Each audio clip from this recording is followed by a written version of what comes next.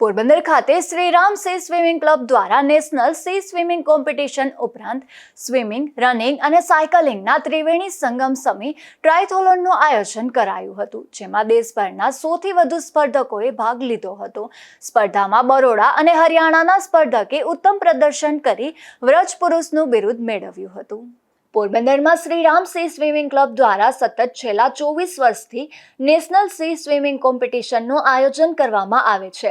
સાથે સાથે ગત વર્ષથી સ્વિમિંગ, રનિંગ અને સાયકલિંગના ત્રિવેણી સંગમ સમી ટ્રાયથોલોનનું પણ આયોજન કરવામાં આવે છે. ત્યારે આ વખતે પણ ક્લબ દ્વારા અનોખી અને પ્રતિષ્ઠિત રમત પોરબંદર ટ્રાયથોલોન 2026નું પણ આયોજન કરવામાં આવ્યું હતું.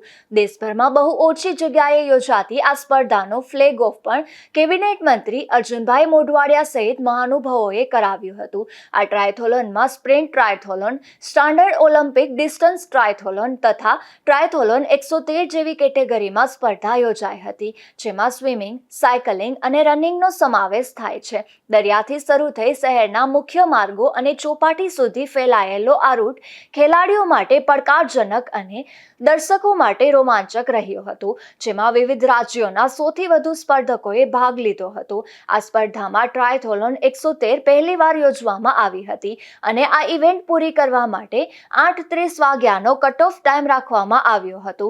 રોમાંચક ટ્રાયથોલોન સ્પર્ધામાં સૌથી અઘરી ગણાતી ટ્રાયથોલોન 113માં સ્પર્ધકોએ 1900 મીટર સ્વિમિંગ, 90 કિલોમીટર સાયકલિંગ, 21.1 કિલોમીટરનું રન કરવાનું હતું, જેમાં પુરુષોની 14થી 40 વર્ષની કેટેગરીમાં ચરખી દાદરીનો અમન 5 કલાક 33 મિનિટ અને 12 સેકન્ડ સાથે પ્રથમ ક્રમે વિજેતા બની વજ્ર પુરુષનું બિરુદ મેળવ્યું હતું.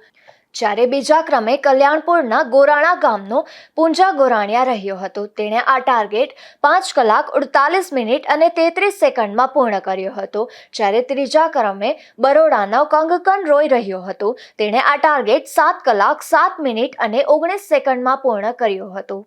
જ્યારે 40 વર્ષથી ઉપરની મહિલા કેટેગરીમાં એકમાત્ર મહિલા અમદાવાદની ડોક્ટર કિંજલ પટેલે ભાગ લીધો હતો. આથી તેઓને જ પ્રથમ ક્રમે વિજેતા જાહેર કરાયા હતા. તેઓએ ટાર્ગેટ 7 કલાક 28 મિનિટ અને 11 સેકન્ડમાં પૂર્ણ કર્યો હતો. 40 વર્ષથી ઉપરના પુરુષોની કેટેગરીમાં બરોડાના જ ત્રણેય સ્પર્ધકોએ મેદાન માર્યું હતું, જેમાં આશિષ શેઠી 6 કલાક 46 મિનિટ અને 14 સેકન્ડ સાથે પ્રથમ, નરેશ કદમ 7 કલાક 5 મિનિટ અને 31 સેકન્ડ સાથે બીજા ક્રમે અને કમલકાંત સક્સેના 8 કલાક 12 મિનિટ અને 40 સેકન્ડ સાથે ત્રીજા ક્રમે વિજેતા બન્યા હતા. આ ટ્રાયથોલોનમાં રેસ ડાયરેક્ટર તરીકે વડોદરાના પ્રખ્યાત રાઘવેન્દ્રસિંહ ઝાલાએ તેમની સેવા આપી હતી અને તેઓના માર્ગદર્શન હેઠળ ટ્રાયથોલોન યોજાઈ હતી. 54 વર્ષીય ચાર્ટેડ એકાઉન્ટન્ટ રાઘવેન્દ્રસિંહ ઝાલા એક સિઝન્ડ એન્ડ્યોરન્સ એથ્લીટ તરીકે યુવાનો માટે પ્રેરણારૂપ છે. તેમણે વિશ્વની કઠિન ગણાતી અલ્ટ્રામેન ઓસ્ટ્રેલિયા અને અલ્ટ્રામેન બ્રાઝિલ જેવી સ્પર્ધાઓ પૂર્ણ કરી છે.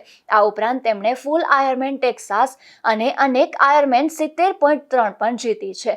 તેમની અન્ય મહત્વની સિદ્ધિઓમાં 10 કિલોમીટરના અનેક લોંગ ડિસ્ટન્સ સ્વિમિંગ, સાયકલિંગમાં 8 વખત સુપર રેન્ડોનરનો ખિતાબ અને અસંખ્ય નેશનલ તથા ઇન્ટરનેશનલ મેરેથોન સામેલ છે. 3 કેટેગરીમાં સ્પર્ધા યોજાઈ હતી, જેમાં સ્પ્રિન્ટ ટ્રાયથોલોનમાં સ્પર્ધકોએ 750 metre swimming, 20 kilometre cycling, 5 kilometre run કરવાનું હતું. જ્યારે સ્ટાન્ડર્ડ ઓલિમ્પિક ડિસ્ટન્સ ટ્રાયથોલોનમાં સ્પર્ધકે 1500 metre swimming, 40 kilometre cycling, 10 kilometre run કરવાનું હતું. જ્યારે સૌથી અઘરી ગણાતી ટ્રાયથોલોન 113માં સ્પર્ધકોએ 1900 metre swimming, 90 kilometre cycling, 21.1 kilometre run કરવાનું હતું. આ સ્પર્ધામાં પોલીસ વિભાગ, નેવી, કોસ્ટગાર્ડ, શિક્ષકો તથા મોટી સંખ્યામાં વોલન્ટિયર્સ દ્વારા સુરક્ષા અને વ્યવસ્થા સંભાળવામાં આવી હતી.